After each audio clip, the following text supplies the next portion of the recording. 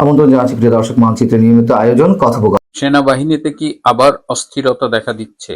ক্ষোভ দানা বেঁধে উঠছে। খবর পেলাম ক্যান্টনমেন্টে নাকি বিভিন্ন লিফলেট বিলি হচ্ছে। এই অস্থিরতার প্রেক্ষিতে বিদেশে বসে ডক্টর ইউনূস আবার নতুন করে কি ষড়যন্ত্র করছে? আজকে এই দুটি বিষয় নিয়েই আলোচনা করব। শেষ পর্যন্ত সাথে থাকবেন।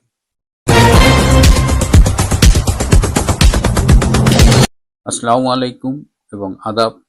রূপান্তরের সত্যের আজকের এই পর্বে আপনাদের সবাইকে স্বাগত জানাচ্ছি। আমি doctor Abul Hasan Milton.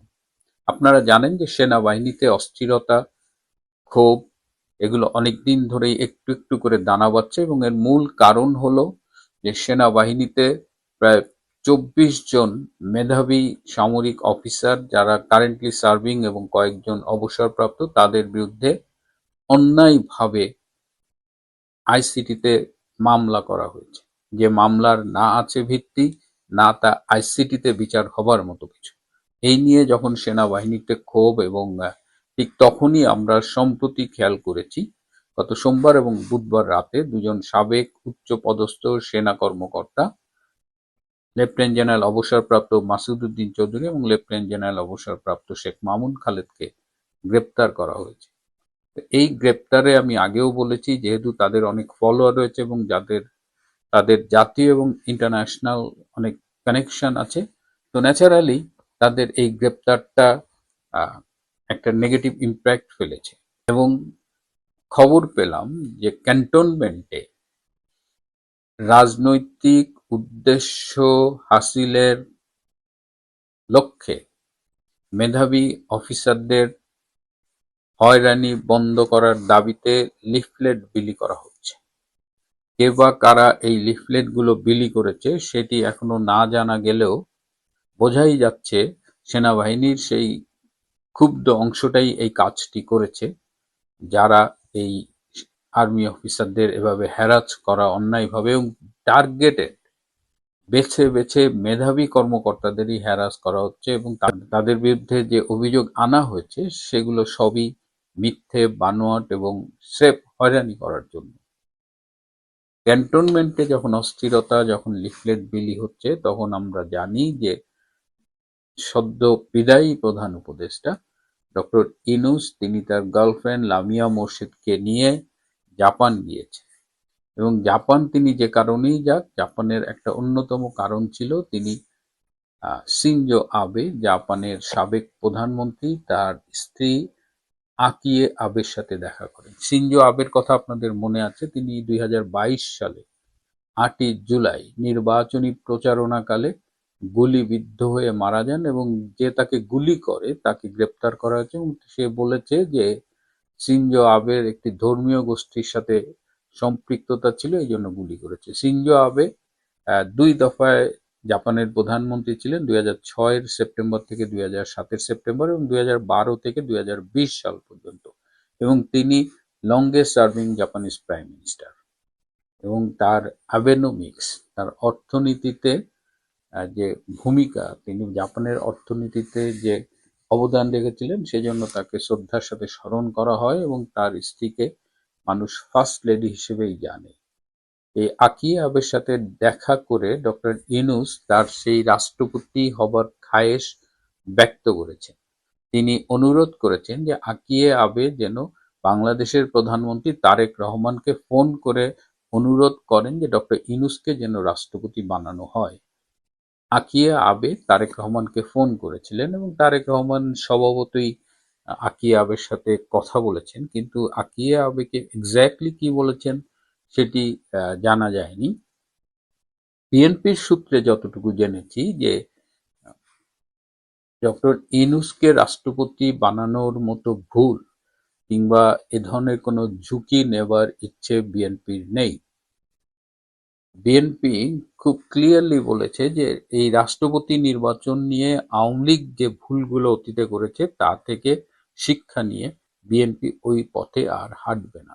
BNP খুব ভালো করেই জানে যে ডক্টর ইউনূসকে রাষ্ট্রপতি বানালে তাদের সরকারের অস্তিত্ব নিয়েও মাঝে মধ্যে টান পড়তে পারে এবং এ কারণে বিএনপি বর্তমান যিনি রাষ্ট্রপতি রয়েছেন, যদিও তিনি আওয়ামী লীগ আমলের নির্বাচিত রাষ্ট্রপতি শাহাবুদ্দিন চুপ্পু, তাকেই তারা কিছুদিন কন্টিনিউ করবে, হয়তো 1 বছর চুপ্পুকে রেখে তারপর তারা তাদের নিজেদের পছন্দের কাউকে রাষ্ট্রপতি বানাবেন। That is the current plan. এবং যেহেতু বিএনপির 3-4 জন রাষ্ট্রপতি পদপ্রার্থী রয়েছেন, যেহেতু বিএনপি এই মুহূর্তে তাদের মধ্য থেকে কাউকে রাষ্ট্রপতি বানিয়ে বাকিদের কষ্ট দিতে চান না। তো এই অবস্থায় ডক্টর ইউনূস যে শুধু আকিয়ে আবেগে দিয়ে তারেক রহমানকে ফোন করেছেন তা না, আরো 2 জন প্রভাবশালী বিশ্বের 2 জন ফোন করেছিল তারেক রহমানকে, এবং ইউনূস চেষ্টা করে যাচ্ছে। ইউনূস এতটাই নির্লজ্জ, সে চেষ্টা করে যাচ্ছে যে করেই হোক তার রাষ্ট্রপতি হতে হবে।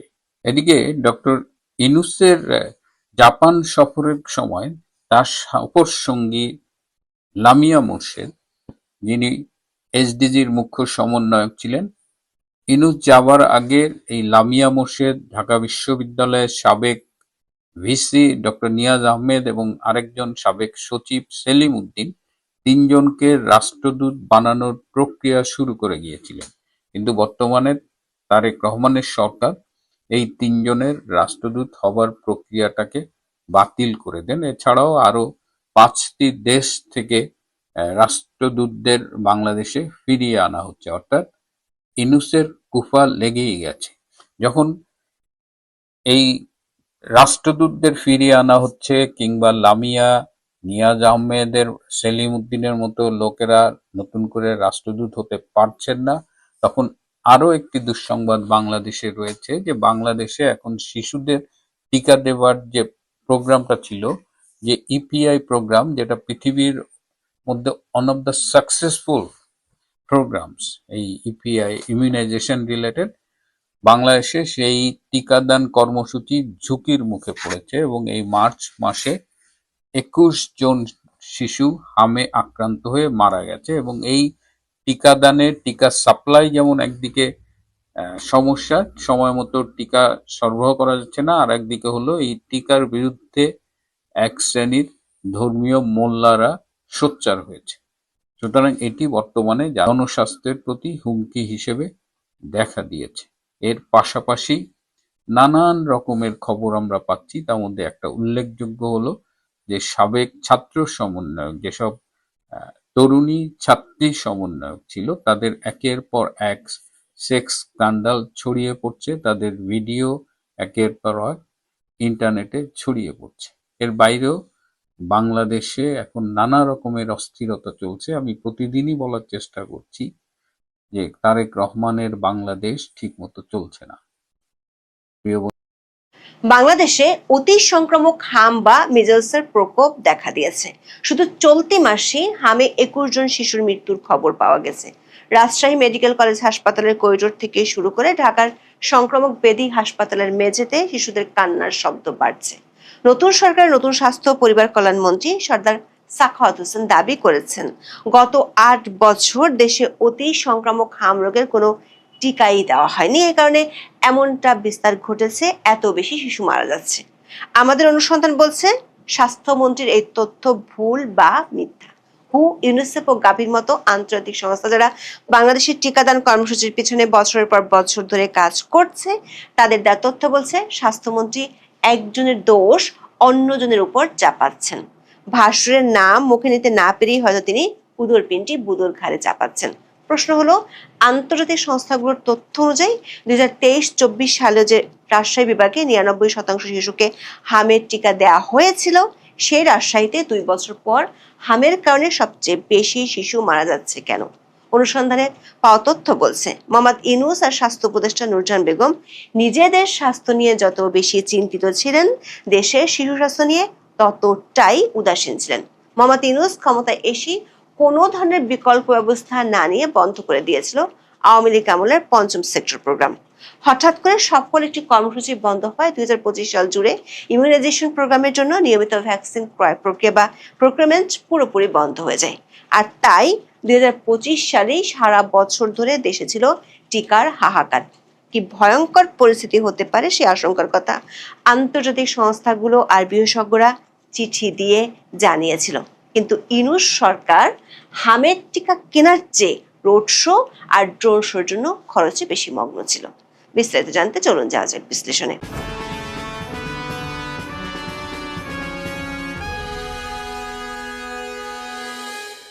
প্রতিদিন শত শত শিশু এখন হাম নিয়ে দেশের অনেক হাসপাতালে ভর্তি হচ্ছে। এসব হাসপাতালের অনেকগুলোতে আবার আইসিইউতে বেড নেই, ভেন্টিলেটরের জন্য চলছে হাহাকার।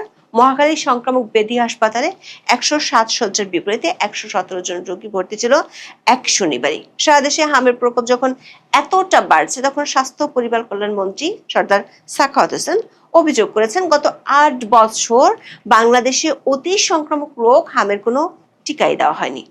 29শে মার্চ ঢাকার পূর্বাচলে বাংলাদেশ চায়না ফ্রেন্ডশিপ এক্সিবিশন সেন্টারে আন্তর্জাতিক ওষুধ শিল্প মেলার উদ্বোধন অনুষ্ঠানে সাংবাদিকদের প্রশ্নের উত্তরে তিনি এই অভিযোগ করেন। সাংবাদিকদের প্রশ্নের উত্তরে স্বাস্থ্যমন্ত্রী বলেন, মিজলস বা হামের রোগী অনেক বেড়েছে। 8 বছর আগে মিজলসের ভ্যাকসিন দেওয়া হয়েছে, এরপর গভর্নমেন্ট কোনো ভ্যাকসিন দেয় নাই। এ কারণে সম্প্রতি হামের প্রাদুর্ভাব বাড়ছে। দর্শক, স্বাস্থ্যমন্ত্রীর এই বক্তব্যের সারমর্ম হলো 2016 সাল থেকে 2024 সাল পর্যন্ত বাংলাদেশে কোনো হামের টিকাই দেওয়া হয়নি। কিন্তু আমাদের অনুসন্ধানে পাওয়া তথ্য বলছে ভিন্ন কথা। এখানে একটি প্রশ্ন উঠে আসে, সেটি হলো হামের মতো একটি রোগ কি তাহলে 8 বছর ঘুমিয়েছিল? 8 বছর টিকা না দেয় 9 মাস থেকে 1 বছর বয়সী শিশুদের মধ্যে রোগটি কেন শুধু এই বছরই ছড়ালো? কেন আগের বছরগুলোতে জন্ম নেওয়া শিশুদের মধ্যে এই রোগটি এতটা দেখা যায়নি? অথচ আন্তর্জাতিক সংস্থাগুলো বাংলাদেশকে টিকাদানের নায়ক হিসেবে ঘোষণা করেছিল। স্বাস্থ্যমন্ত্রী যে 8 বছরের কথা বলছেন, সেই 8 বছরের মধ্যে দেশের মানুষকে টিকা দিয়ে বাংলাদেশ আন্তর্জাতিক সুখ্যাতি কুড়িয়েছে।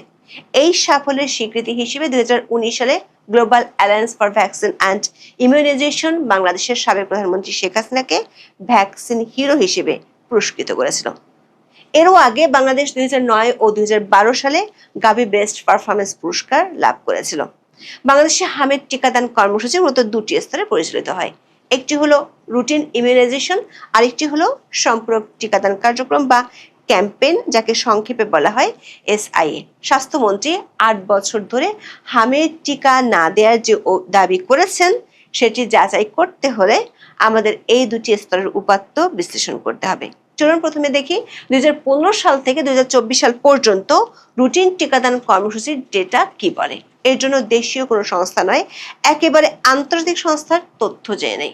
বিশ্ব স্বাস্থ্য সংস্থা বা WHO এবং ইউনিসেফের ন্যাশনাল ইমিউনাইজেশন কভারেজ এস্টিমেটস এর তথ্য অনুযায়ী বাংলাদেশে হামের প্রথম ডোজ বা MCV1 এবং দ্বিতীয় ডোজ বা MCV2 এর কভারেজ গত 1 দশকে বিশ্বের অনেক উন্নত দেশের চেয়েও বাংলাদেশে ভালো ছিল।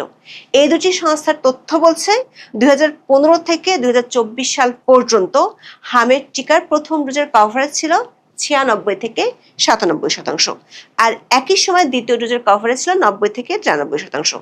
গাভি, যেটি আন্তর্জাতিক ভ্যাকসিন অ্যালায়েন্স বলে পরিচিত, তাদের তথ্য বলছে 2024 সালে প্রথম ডোজের কভারেজ ছিল 96%।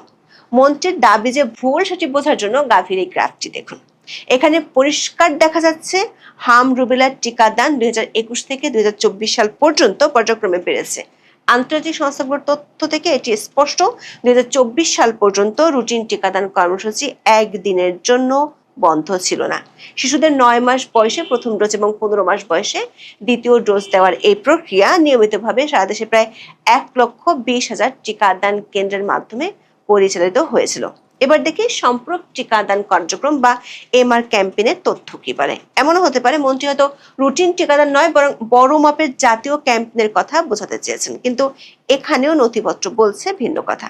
বাংলাদেশে বড় ধরনের হাম, রুবেলা আর MR ক্যাম্পেইন সর্বশেষ কবে হয়েছিল?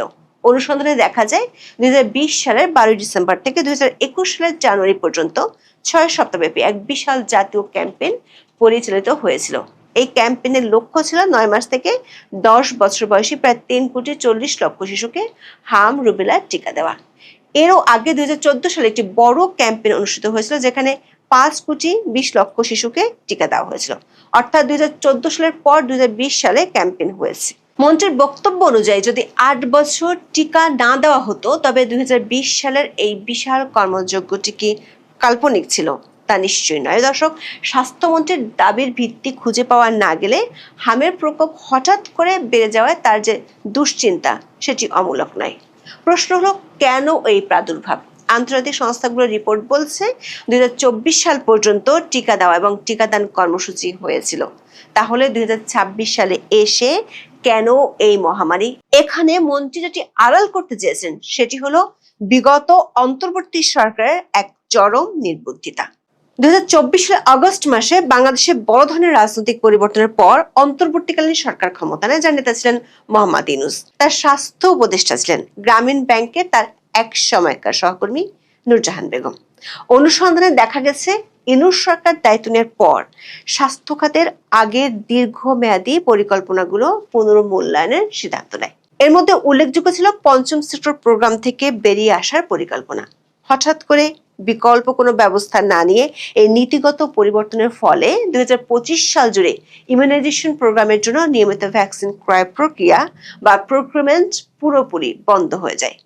স্বাস্থ্য অধিদপ্তর বা জিজিএইচ এর ইপিআই শাখার একজন ঊর্ধ্বতন কর্মকর্তা নাম প্রকাশ না করার শর্তে জানিয়েছেন 2025 সালের প্রথম ভাগ থেকে হাম রুবেলা ভ্যাকসিনের মজুদ কমতে শুরু করেছিল।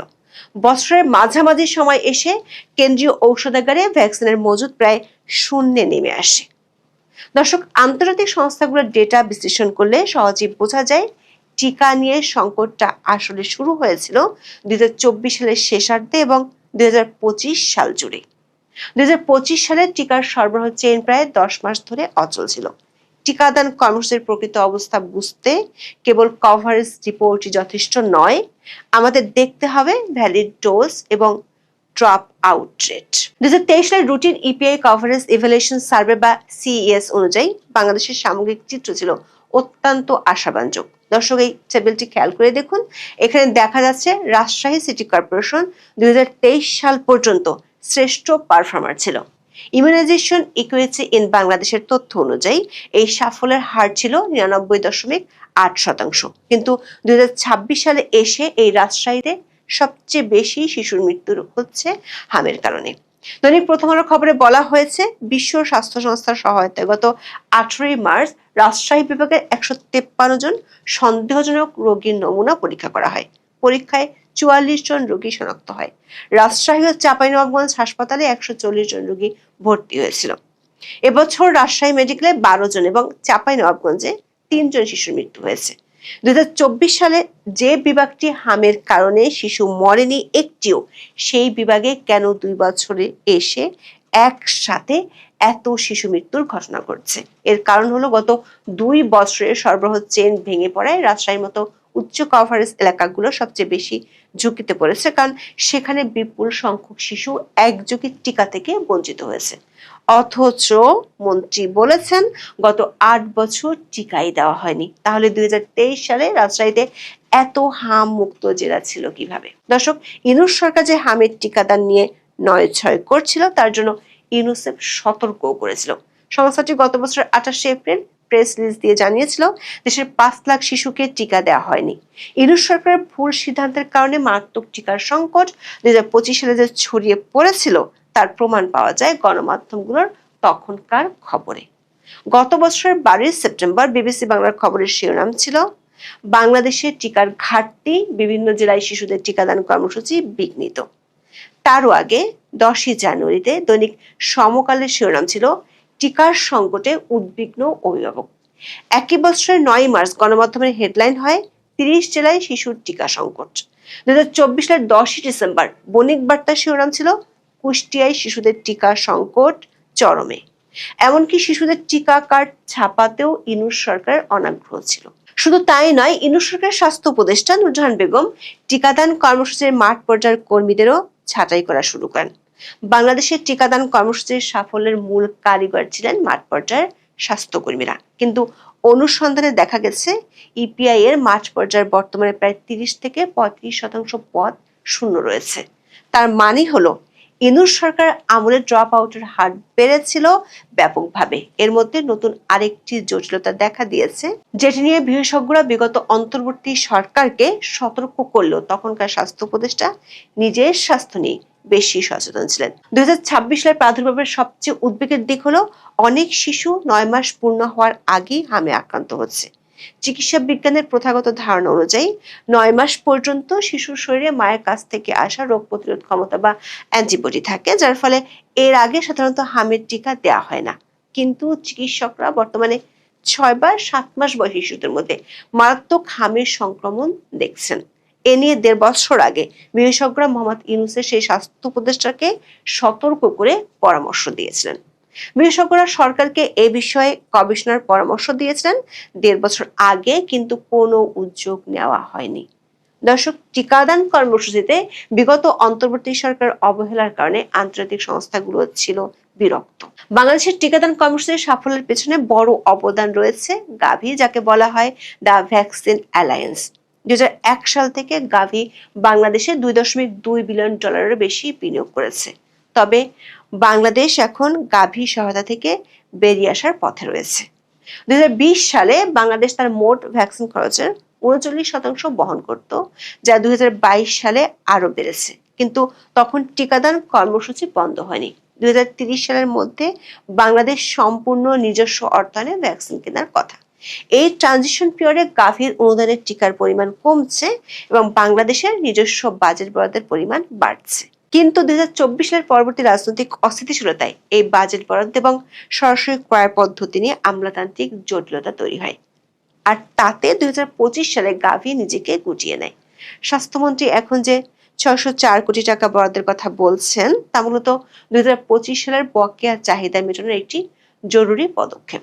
বিশ্লেষকরা মনে করেন, বাংলাদেশের হামের এখন যে প্রাদুর্ভাব, সেটি কোনো দৈব ঘটনা নয়, বরং এটি হলো ইউনূস সরকারের অনেক অবদানের মধ্যে একটি বড় অবদান, যাকে আপনি বলতে পারেন ম্যান মেড ডিজাস্টার বা মানব সৃষ্ট বিপর্যয়। স্বাস্থ্যমন্ত্রী গত 8 বছর টিকা দেওয়া হয়নি বলে যে দাবি করেছেন, তা কেবল ভুলই নয়, বরং এটি একটি ভয়ানক অপতথ্য। প্রকৃত বাস্তবতা হলো, বিগত 15 বছরে গড়ে ওঠা একটি শক্তিশালী টিকাদান কাঠামো গত 18 মাসে সঠিক তদারকি, সময়মতো বাজেট বরাদ্দ এবং প্রশাসনিক ধারাবাহিকতা বজায় রাখতে না পারার কারণে ভেঙে পড়েছে। 2025 সালের সরবরাহ সংকটই 2026 সালের এই শিশুদের মৃত্যুর জন্য দায়ী। এখন এই পর্যন্ত। সবাই ভালো থাকুন, সুস্থ থাকুন, নিরাপদে থাকুন। দেখা হবে।